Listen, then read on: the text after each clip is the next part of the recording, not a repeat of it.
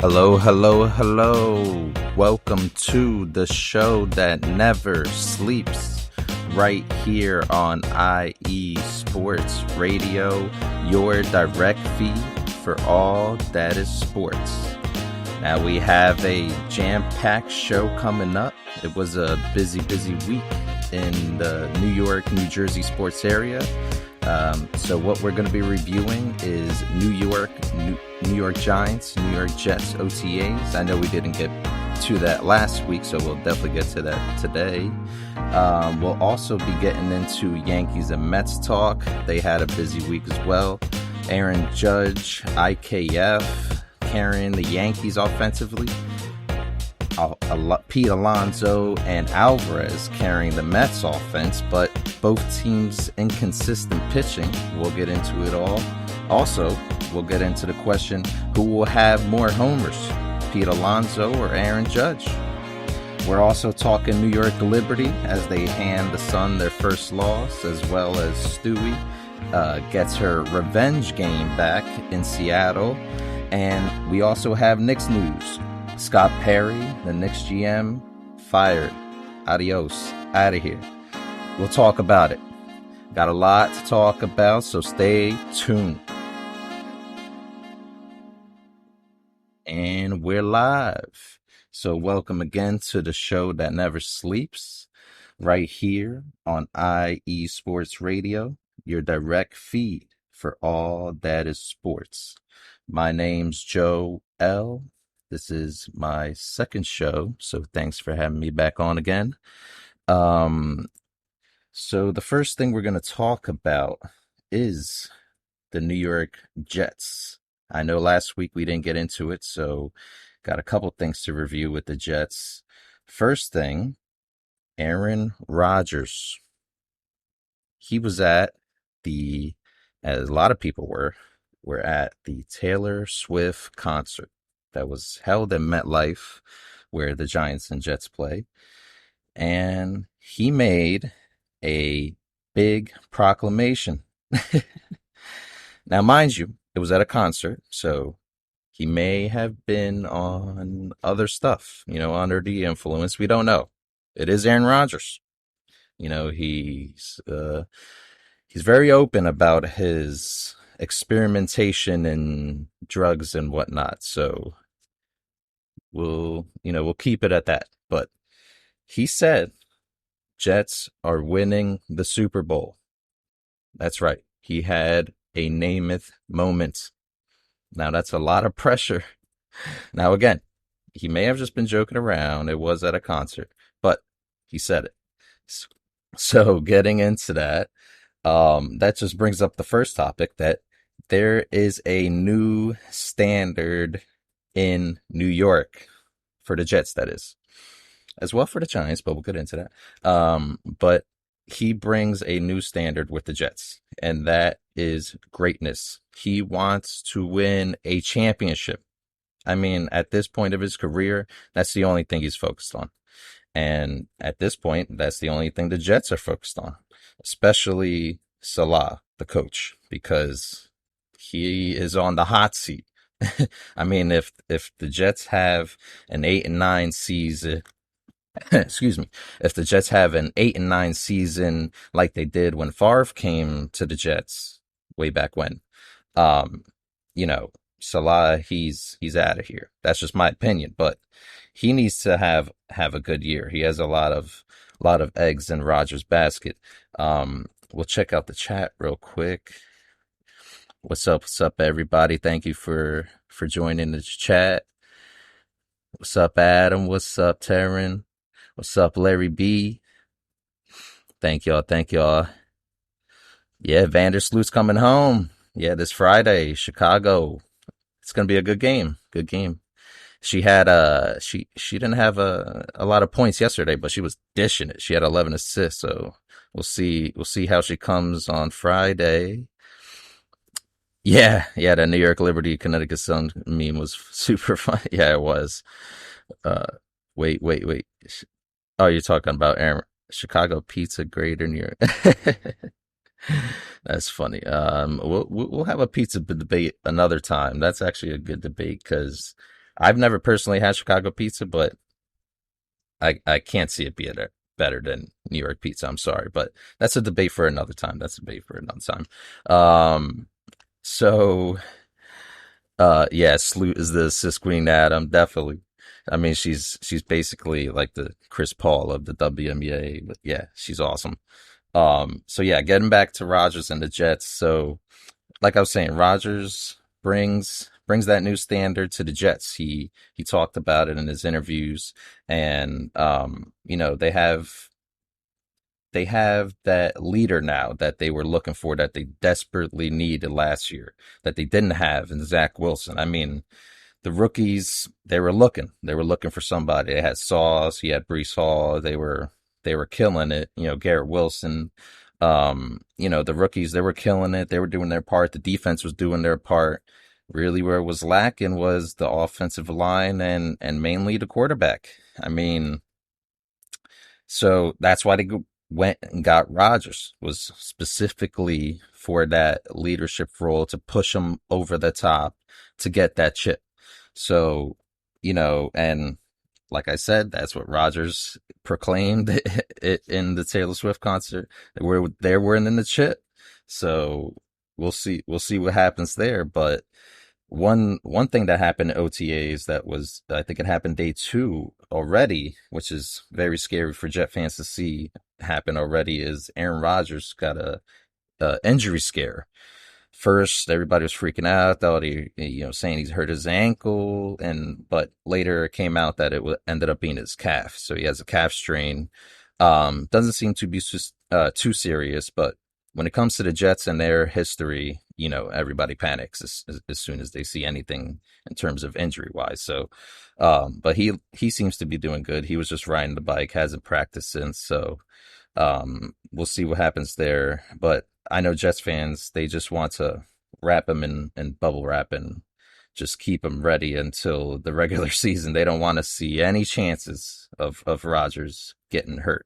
And I agree. I mean, I think there's no reason for Rodgers to see any preseason games. I mean, I know you want him to mesh and gel with the team, but he's such a vet already that he's going to be prepared.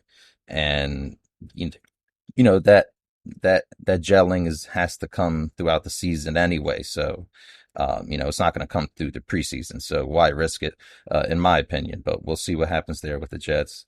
Quinnen Williams, he's been having contract talks. He hasn't showed up to the OTAs, but he's also having a child, it seems, very soon, if not already.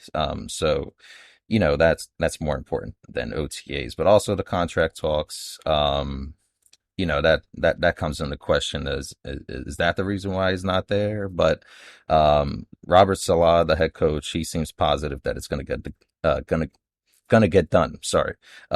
He wasn't worried about it. He told reporters that it's almost guaranteed that it's gonna happen. So not worried there.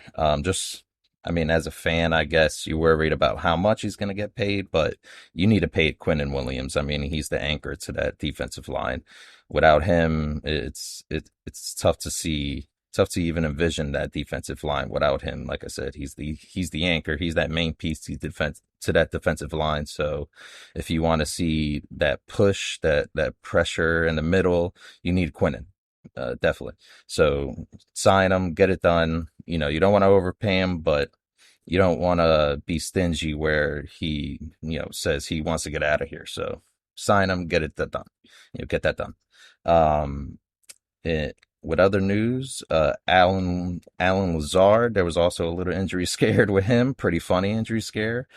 He went down and he was down for a little bit of holding, which looked like his hamstring area, but it ended up being his groin. He just got hit in the nuts, so he's fine. Just a little nut shot. He actually live tweeted saying that he was fine during the OTA, so nothing to worry there. Alan Lazard will be fine. Just put some ice on it. He'll be all right. Let's get back to the chat here. Okay. Pizza War, I'm down. Chicago pizza is king. Nah, you're crazy. Crazy, Larry. I mean, I got to try it. I never tried it, but I really doubt that it's better than New York pizza. I mean, where have you had your New York pizza, Larry? That's the real question. Have you had real New York pizza? You had to have it from a good place. You can't just have any New York pizza. Okay, no pizza debate today. Well, too late. You already started. Let's see. Rodgers to the Jets. I just don't see too much happening. LOL. My bad. Larry B. Hey, well, it, listen, it's gonna be what it really comes down to with Rodgers is his health. Can he stay healthy throughout the season? He's never had any injury issues before, so this past year he was playing with an injured thumb. Never like really big serious issues, but last year he was playing through an injured thumb. He got hurt actually against the Giants in that London game. So, you start to get worried a little bit and then with the calf strain and the OTAs just recently. But for the most part, he's been injury free, so you don't want to put that out in the air. But they have been saying Zach Wilson has been looking pretty good, so we'll see how he does in the preseason. I know no one wants to hear that, but you know he is the backup, and we have seen backups, especially with the Jets, have to come up and play during the season. So if there is a part during the season where, the Jets are trying to make a push, God forbid Rodgers goes down, you want to have Zach Wilson at least ready, available, and what other person to learn from than Rodgers. So I'm sure he's taking it all in, and hopefully he'll be ready if he does have to come in that situation, but hopefully not. So let's not put that out there. But Adam, a Bears fan, he's so happy he's going. Yeah, definitely. I know he's tortured the Bears. He literally said he owns them. I'm not gonna lie, I wouldn't be upset if Rodgers said, "All right, we're not gonna talk about that. We're not gonna talk about it. We're not gonna put that in the air." Lazard got hit in the McNuggets. Yeah, he did. Yeah, he did. But he'll be all right. He'll be all right. He shouldn't miss any games for that. Didn't he already tweak something? Rodgers? Yeah, his calves. Yeah, he's riding the bike, missing practice, but he'll be all right. He'll be all right. Larry always starts the pizza debate. It's all fun and games until someone starts a pizza debate. Yeah, exactly. We gotta have a topic about it one time. One day we'll do it. One day we'll do it. You guys should have never let Mike White go. Mike White, where did he go? I forget where he went, but we got Aaron Rodgers. I mean, you could debate that Mike White would have been a good backup quarterback, but I don't think the Jets were going to pay him whatever he got paid wherever he went. I think it might have been Miami if my memory serves me right. But yeah, Mike White, see you later. Have a good career. So with that, we'll take our first break.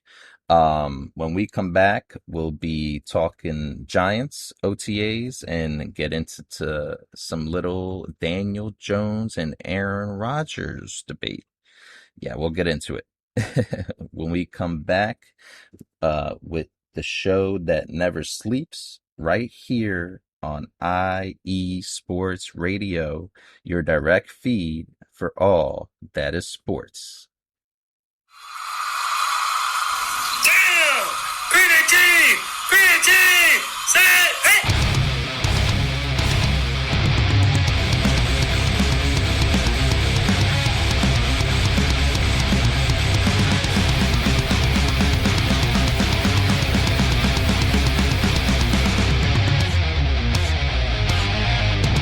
What's going on, football fans? This is me, your boy Larry B, inviting you to join myself, Colin Reynolds, Mike Pat, and John Felipe for one of the most electrifying football shows you have ever heard.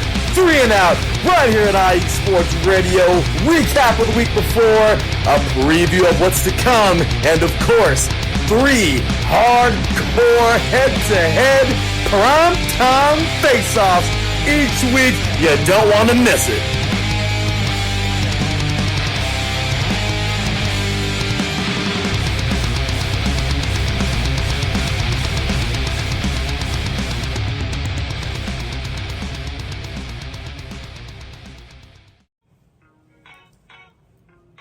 Hey sports fans, are you in the market for Florida sports or just keeping up with the latest in the Panhandle? Palm Tree Sports is a dedicated audio hub to all things sports in the Sunshine State.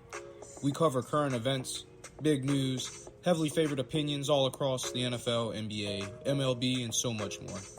So come check us out every Saturday evening at 6 p.m. Eastern Standard Time for a down south education on Florida sports and athletics. It's hosted by yours truly, Corey Pujols, and is powered by IE Sports Radio, your direct feed for all that is sports.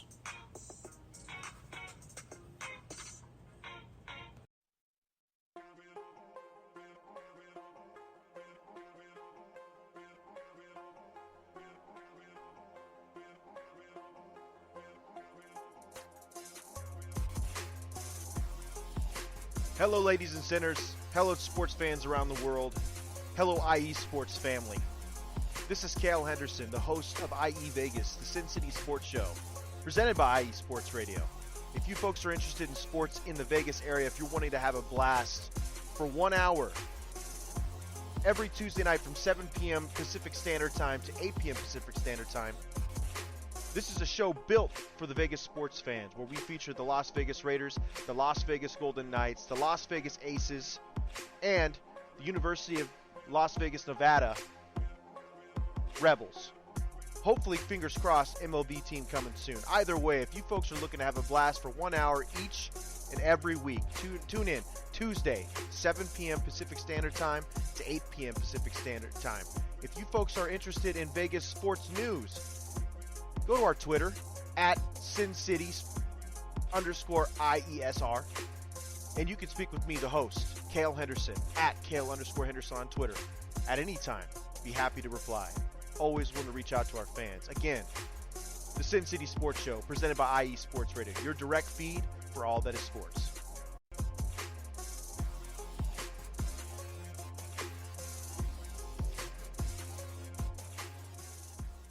All right, welcome back to the show that never sleeps, right here on IE Sports Radio, your direct feed for all that is sports. Now we're talking Giants OTAs, and we're talking Daniel Jones, and he just seems more confident after getting paid and, his recognition, I guess, with getting that contract and, that solid, that, what's the word I'm looking for? Just, I guess, confidence in him, just for the long haul. He has that long-term security now. He's not looking over his shoulder every year like he normally is. And you can just tell in his interviews, he's smiling more. He just speaking with his chest more, as Kevin Hart would like to say. Just seems more confident.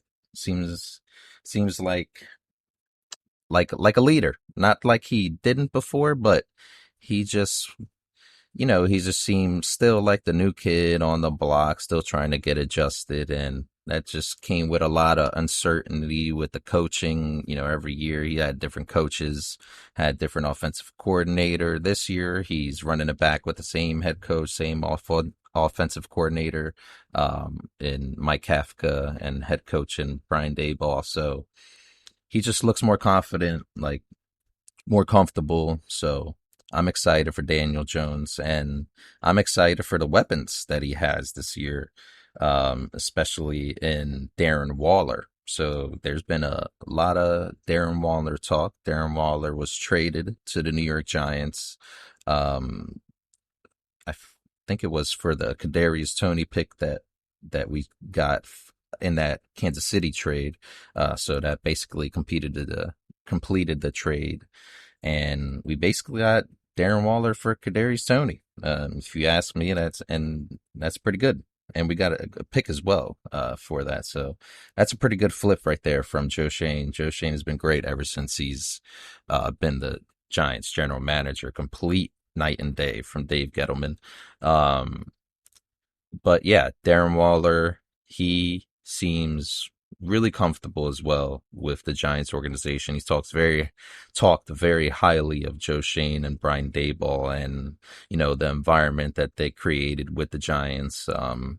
And he came from Josh McDaniels, and not to speak ill on Josh McDaniels, but it didn't seem like, based on what he said and other players that came from that organization just doesn't seem like a great environment right now. They're still trying to get it together. They just lost Derek Carr after a disappointing season.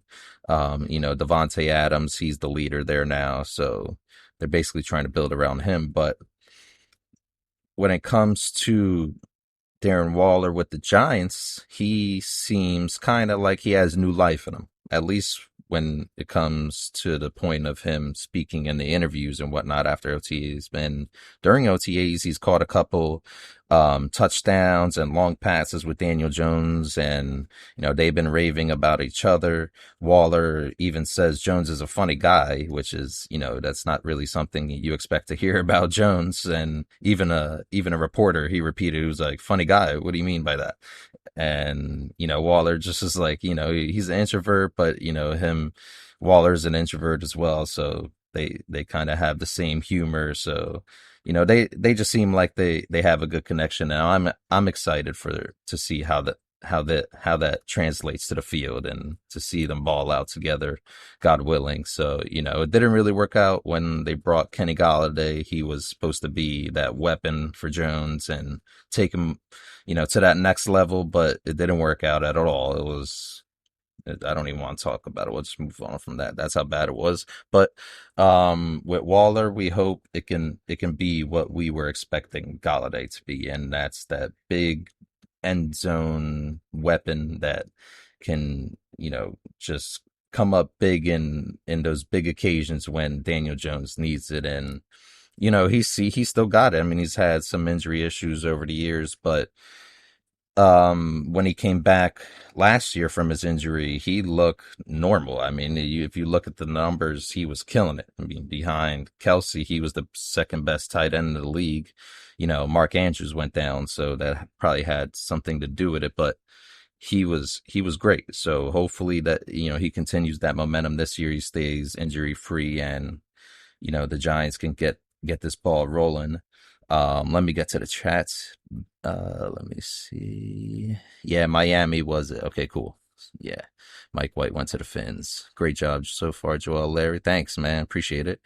Adam, Joe, where would you recommend someone experience? That's a question. Well, I haven't personally been to this place in a while, but Venetia Pizza, it's, I believe it's on Astor Ave.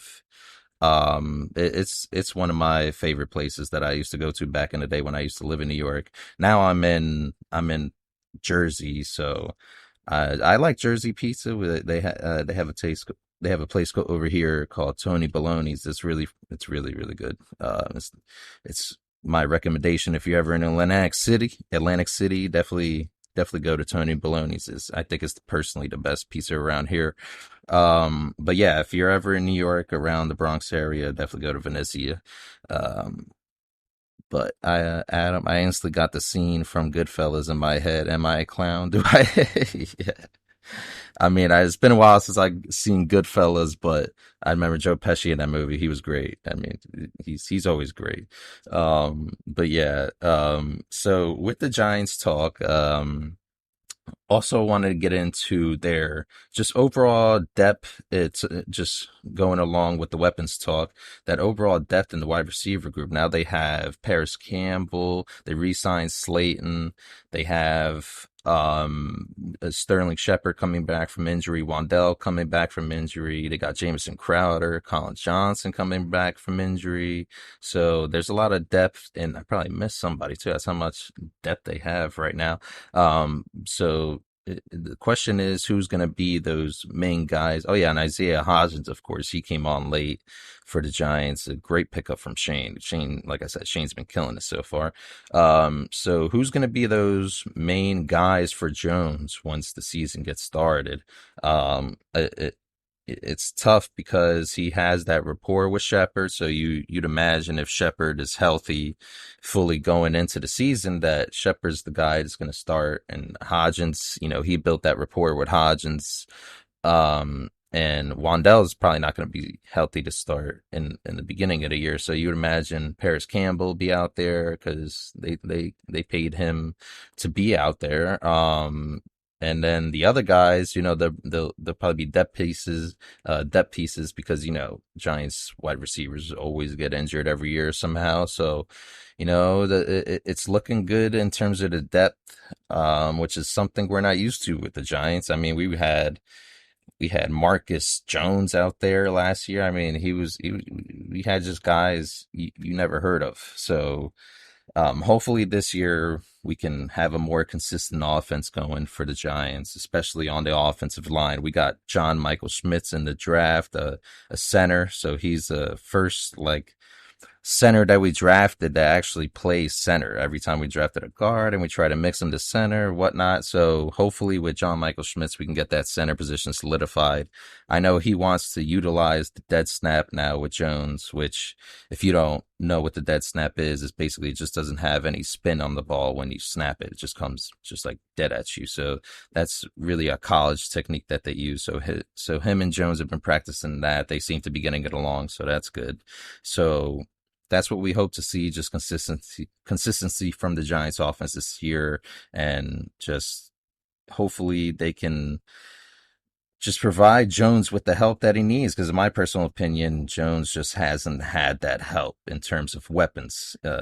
Especially if you look at other teams and other great quarterbacks and the weapons that they have, Jones has basically had the worst weapons in the last couple of years. So this year, I think it's going to be different, and I'm excited to see what he does with, again, a more consistent offense in terms of coaching. He has the coaches coming back, and we'll see how he performs.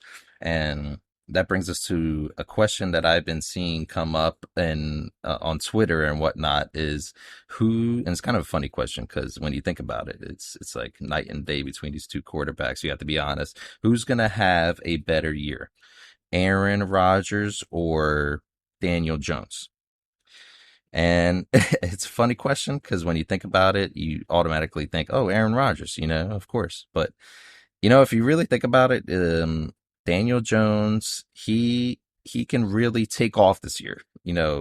He had 3,000 something yards last year, almost 4,000, if not a little bit under with the rushing yards. He had 700 rushing yards. The touchdown numbers aren't there, but the interception numbers were down this year. I think he had the number one interception ratio this year. So if he can take that leap this year with Darren Waller, I think you can see him play in that top 10 quarterback. But I mean, it's Aaron Rodgers. So if Aaron Rodgers and this Jets offense take off with, McCall Hardman, Alan Lazard, Garrett Wilson, Siju Uzama, Brees Hall, and then if this offensive line can just stay healthy for him and Aaron Rodgers can stay healthy, I mean, I'm a Giants fan. I'm also, I root for the Jets, but I'm mainly a Giants fan. But I have to be honest, that Jets offense it can be very scary. And when you think about it, Aaron Rodgers, when he had his MVP year, he had Devontae Adams, but did he really have as much weapons as? I mean, he had Aaron Jones in the backfield. Aaron Jones, Devontae Adams. Do they compare to Brees Hall, Garrett Wilson, McCall, the cumulative talent that he has now? I think he can excel that MVP year this year if all things go right, and Salah doesn't mess it up somehow.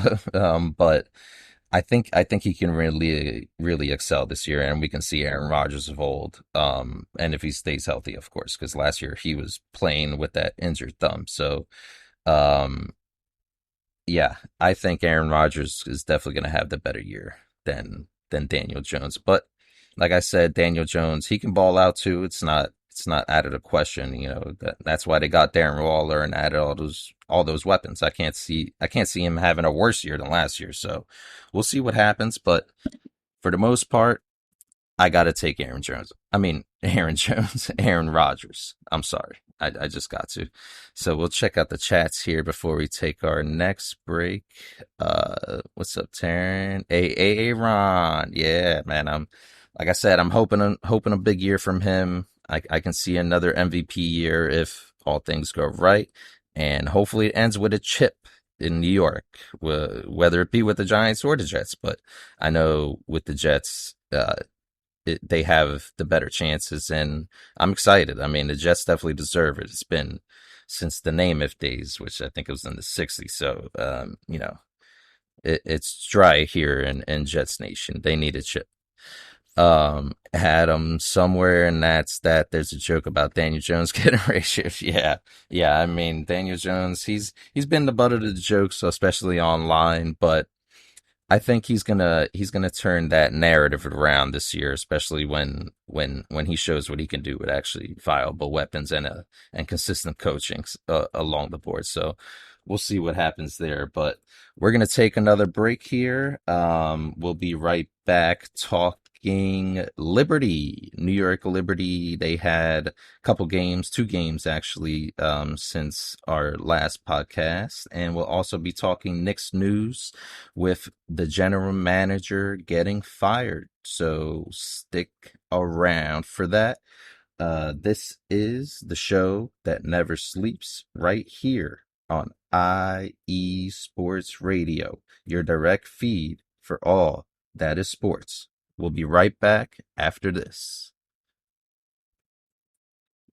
Hey yo, what's up? It's your man Bishop, the voice of This Is KC Sports, the show where we go over the Chiefs, the Royals, KC Current, Sporting KC, MU, and oh yeah, if we got time, we'll even throw in some of that KU stuff from my people on the 913 South.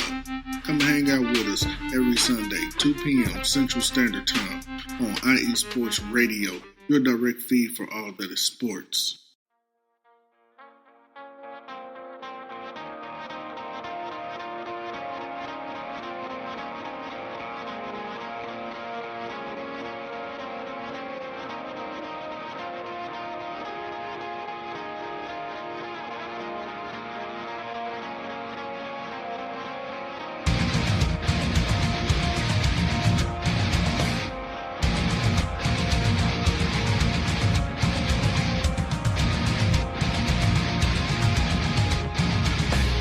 Hey sports fans, do you like wine? Well, we've got the show for you. This is Let's Wine About Sports, a show where we talk about wine and sports simultaneously. From the classic Cabernet Sauvignon all the way down to the grapes that you've never even heard of before. Oh yeah, we cover it all. And we'll talk about a little bit of sports as well.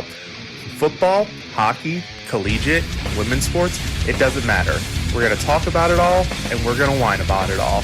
So join me Monday at 8 p.m. on IU Sports Radio, your direct feed for all that is sports.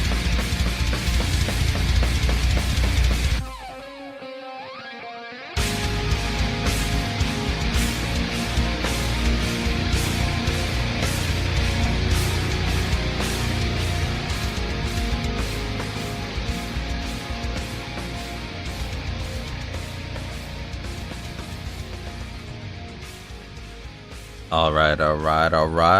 Welcome back to the show that never sleeps right here on IE Sports Radio, your direct feed for all that is sports.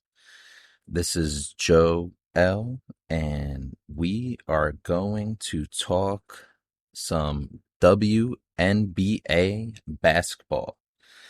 Now, the Lady Liberty, they played on Saturday against the Connecticut Sun, and they won 81-65. And that was a Jonquel Jones revenge game. And she had been a part of the Connecticut Sun for the first 6 years of her career. She was drafted by Larry B's team, the Sparks, but then quickly traded to the Sun.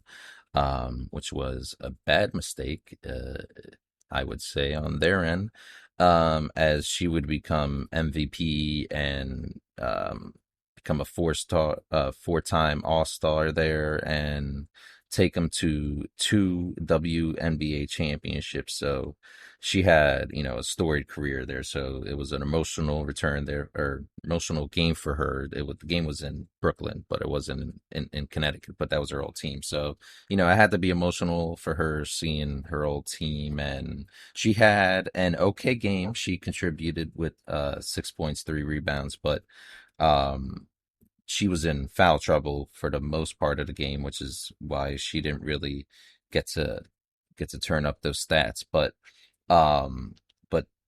regardless, Liberty were able to handle business. And the Connecticut Sun, they were 3-0 entering that game, so it wasn't an easy game by any means. Alyssa Thomas and DeWanna Bonner are the two leads of that team. And Alyssa Thomas was actually held to no points. She was the second leading scorer on that team, so defense by Benaje Laney on her was really key in that end. And as well as offensively on our end, you know, we have Stewie. And she killed it. She came on later on in the game. Vandersloot and Inescu were keeping us alive early, especially with the playmaking. I mean, it's just unbelievable watching them play make, especially off the pick and rolls from JJ, Jonquel and Stewie. And it's awesome watching them all play together and the shots they're able to create and the open looks that they're able to create off just unselfishly playing off each other. And yeah, Stewie had an amazing stat line. She had 21.6 assists, 6 rebounds, 6 blocks, 4 steals. I mean, she did it all. I saw a tweet that said the only person to have a 5-by-5 game in the WNBA is Candace Parker. She had like 16 points, 16 rebounds, 6 blocks, 5 steals, and like 6 assists or something like that. And I mean, Stewie's close. She's 21 points, 6 assists. She just needed like 10 assists or 10 rebounds to get that and one more steal. But I think she's going to be the next one in the WNBA to break that record. So, or to put up another stat line like that. I'm sorry. But yeah, she's been amazing so far. And then, keeping on that, Stewie topic, she had her revenge game as well, against the Seattle Storm last night on ESPN2 at 9 o'clock. They beat the Seattle Storm 86-78. Stewie had 26 points and 11 rebounds, and she came on again strong late. And Inescu had 20 points and 6 threes to keep them alive early and also late in the game. The Storm, they came into the game 0-2, and we were actually the 15-point favorites. So, the Storm, they battled hard, they kept it close, and they had some extra motivation because of Stewie coming back into the building. They were playing in Seattle for that game, so she was in the build back against her old team, also for the first 6 years of her career. She won multiple championships with I can't think of her name at this moment, but slip in my brain. But yeah, she had a great career there. And so the Storm, they had extra motivation, they kept it close, but Stewie was able to fend them off along with Inescu. And their defense again late was strong. And Stephanie Dawson off the bench had a big game. She had multiple assists and 10 points in limited time. So the Liberty, they're looking better and better each game. Even this past game, I mean, again, with their ball movement and pick and rolls, there's really not much you can do. And when it comes to, you gotta cover somebody. I mean, with Inescu bringing up the ball or Stewie bringing up the ball, you have Jonquel coming up with the pick. And if you switch, then you're going to have the smaller defender on Jonquel underneath. So you can just throw it down there throw it down to her in the block and she can just do what she does. Or you can pass it off to someone open in the corner. Stewie with the kick and drives, or driving kicks. It's, what are you going to do? You have three people caving in on her in the lane, and then you're going to have Inescu or John Quell open up for three. So, it's a tough problem that I'm glad that we don't have to solve. They're on our team. So, other teams, they're going to have issues defending this Liberty squad. And it's just been so fun so far watching Stewie and John Quell and Vandersloot and Inescu all play together. And the bench has been coming strong with Niara Sabli, Kayla Thornton, Stephanie Dawson. And now you got Maureen Johannes, who, she's electric and she's now on the bench. So, this Liberty team is going to be fun to watch throughout the year, and I can't wait to keep watching them and see how this season ends up, hopefully with a championship. We'll go to the chats real quick. Nice job so far. Thanks, Mike C. Appreciate you. You also did a great job. Sorry about the Celtics. I was generally rooting for them. I had a bet on them, and so we both lost that night, my pockets and your soul. So I'm sorry. But I mean, they'll be fine. Celtics will be back there. They always are. So no worries there. 5-by-5 game. What's that, Adam? That is when a player scores 10 rebound, or they have 10. They have basically 5 at least 5 points, 5 rebounds, 5 assists, 5 steals, and 5 blocks.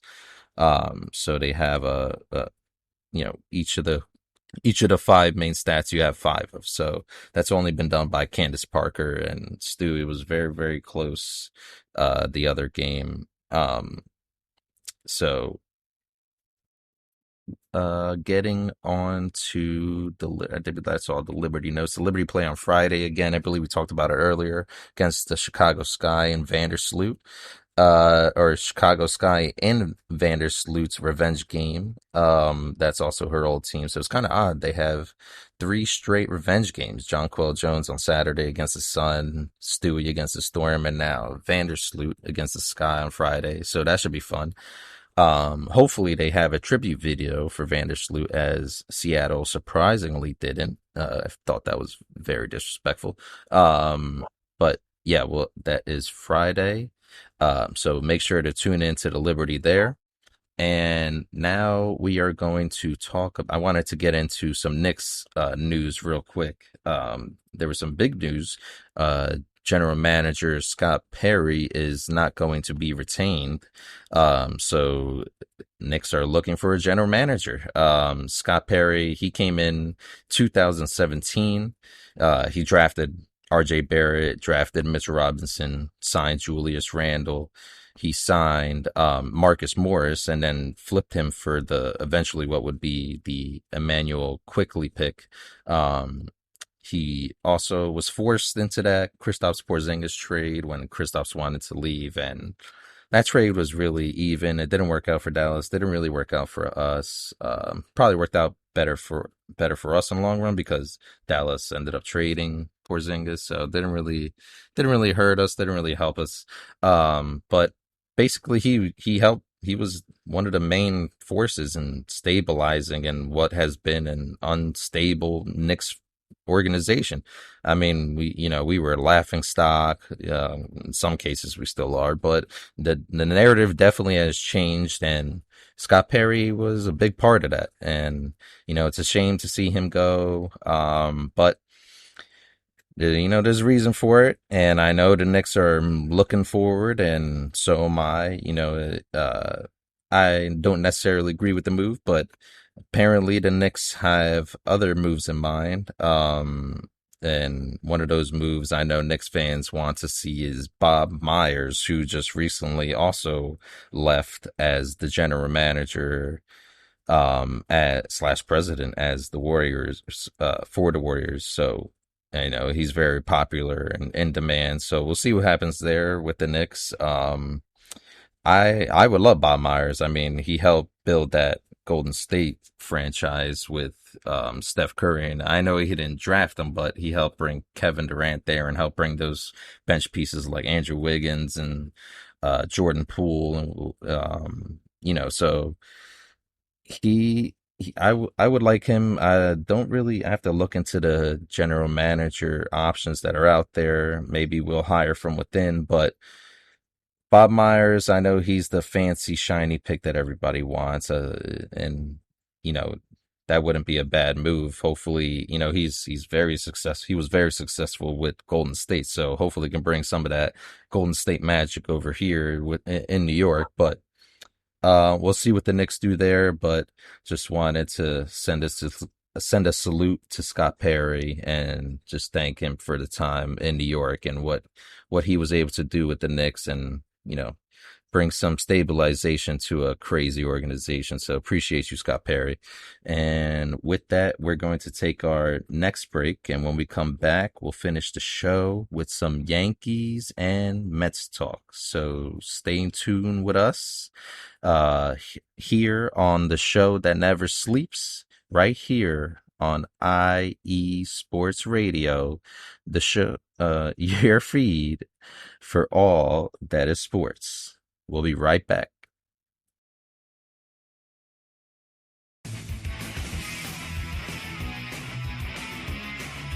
Hello, everyone. My name is Daryl Kinsey Jr., and I'm welcoming you to take another lap with the fastest show on IE Sports Radio. Yes, this is the Extra Mile with me and my co-hosts Christopher Lehman and Michael Ward. We talk everything racing from NASCAR to IndyCar to Formula One to limited hydroplanes, endurance racing, the NHRA, and more. So come join us for an hour of great racing talk and a lot of fun as well on the Extra Mile, Thursdays at 8 p.m. only on IE Sports Radio, your direct feed for all that is sports.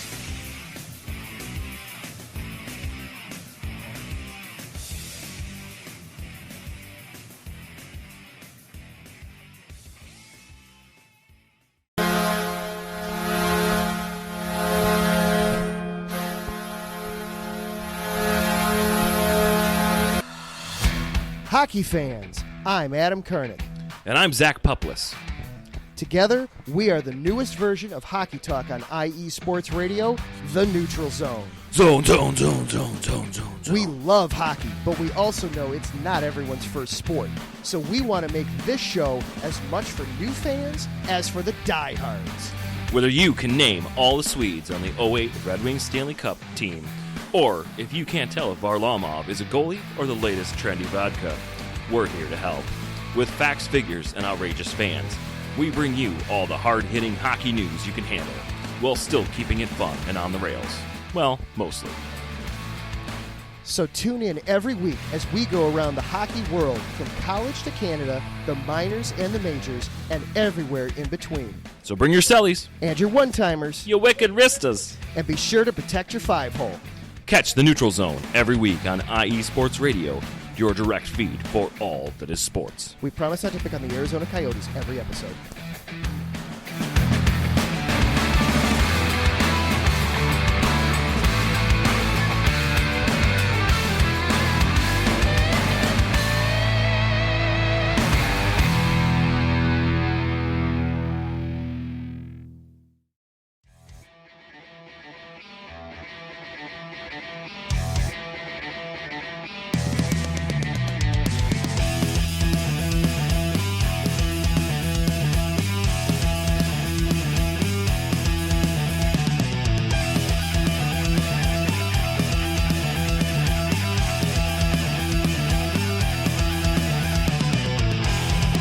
It's IE Sports Radio. It is your direct feed for all that is sports. It is Philly Sports Talk with Cash and Chris every Tuesday night right here on IE Sports Radio, your direct feed for all that is sports. Philly Sports Talk with Cash and Chris is the most comprehensive view on Philadelphia sports, exclusively right here on IE Sports Radio. You know what it is, your direct feed for all that is sports. Tuesday night, IE Sports Radio, Philly Sports Talk with Cash and Chris.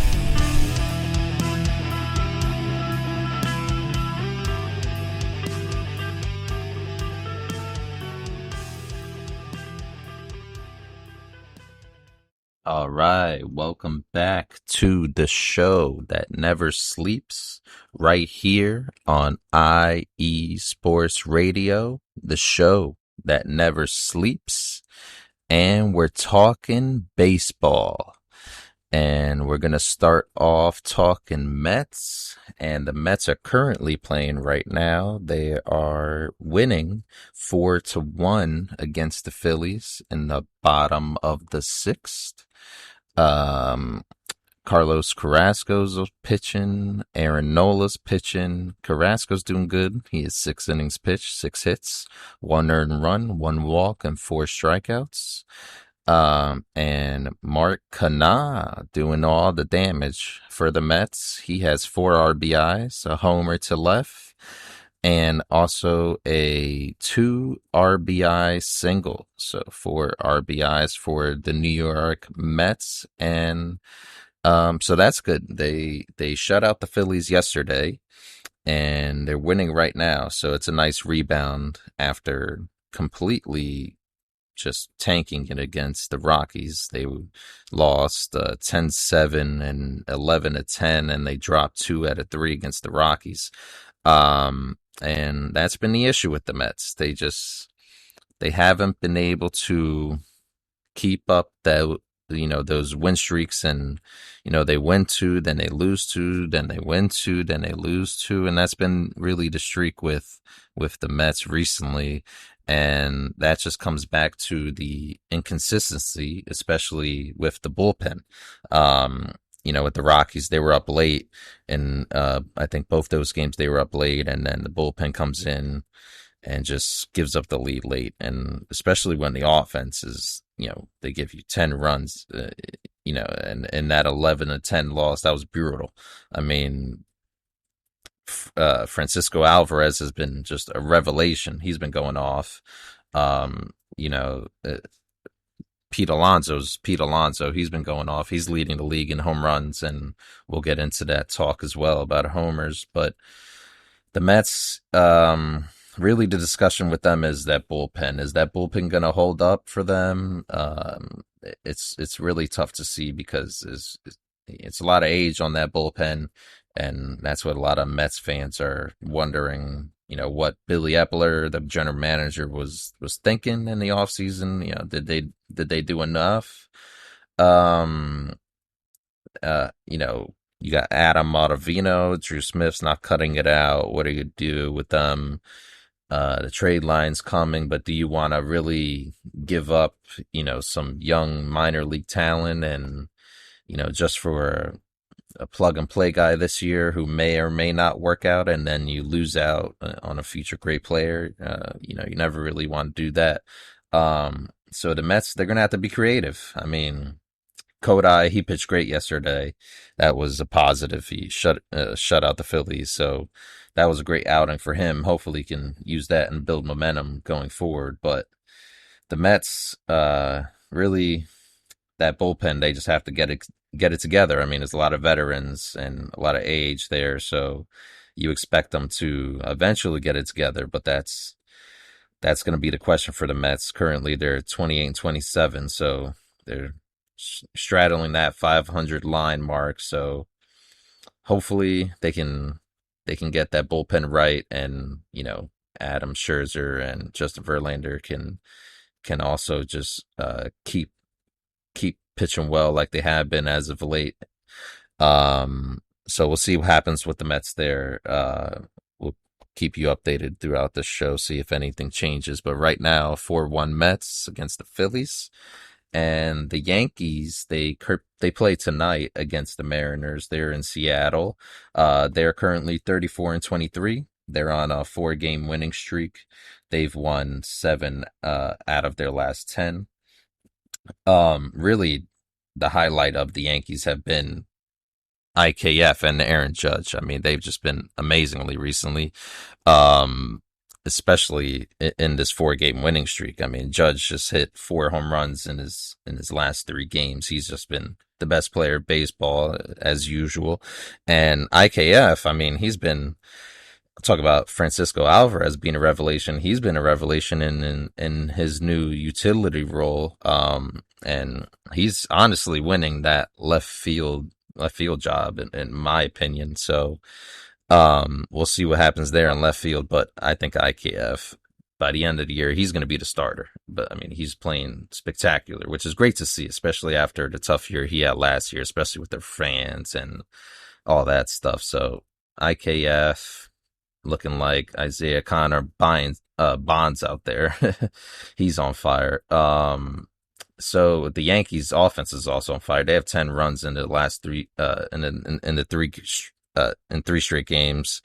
10-2, they beat the Mariners last night. 10-4 the night before that, and then the Padres, they ended that series with a 10-7 win. So the offense has been on fire, and pitching has been okay. You know, not where you want it to be, but Garrett Cole, you know, Nestor Cortez struggling a little bit, but Garrett will go back to being Garrett. Nestor will hopefully find his groove again. He's good until like the 5th inning, and then he just goes downhill. But yeah, the Yankees, they're looking good. I like the way they're looking. And, you know, you got Stanton, Donaldson, Canely. They all played in Somerset yesterday. So, in the double A's. So they're coming back. So once we get everybody healthy, including Rodon, you know, Severino, he had a great outing the other day. So everything's come together for the Yankees. It looks like it. So hopefully that keeps up. And one thing I wanted to talk about, I know we're getting close to the end here, but one thing I did want to talk about before we go is who is going to have more homers at the end of the year,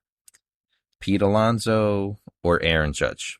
It's close right now. Aaron Judge has 18 home runs, second in the league, behind Pete Alonso with 20 home runs, but Aaron Judge has 165 at-bats. Pete Alonso has 206 at-bats. So, you know, Aaron Judge was injured for those 10 games. And with that, he's still only 2 home runs behind Pete Alonso. So it's crazy. Pete Alonso and Aaron Judge both on a pace to break the 62 home runs Aaron Judge had last year. So that'll be amazing if they both get over 62 this year and they're battling it out at the end of the year to see who gets the most home runs.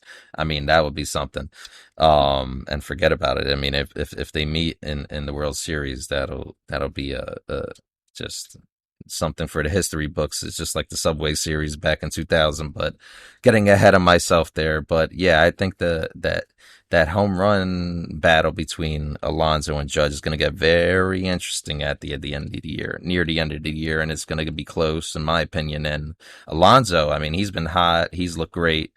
So hopefully they both keep it up. And, you know, by the end of the year, I think they're going to be neck and neck, and hopefully, you know, they get it close to breaking that 62 that Judge broke last year, and it'll be another one for the history books. I mean, I love watching history, so always down to be able to watch a little history and what no other way than breaking history in New York. So we'll see. But yeah, that's bringing us to the end of the show. We're going to play the music here, and just want to thank you guys again for allowing me to just speak my mind on here, talk some sports with you, and just have a great time. Next week we're on again Wednesday at 8. We'll be talking some more baseball, more Yankees, more Mets, and we'll see if Aaron Rodgers does anything else crazy. But yeah, next week, same time, same place. Appreciate you guys. This has been the show that never sleeps, right here on IE Sports Radio, your direct feed for all that is sports. Catch us next time again, same time, same place, Wednesdays at 8. Thank you guys. Peace out. Salute, salute, salute.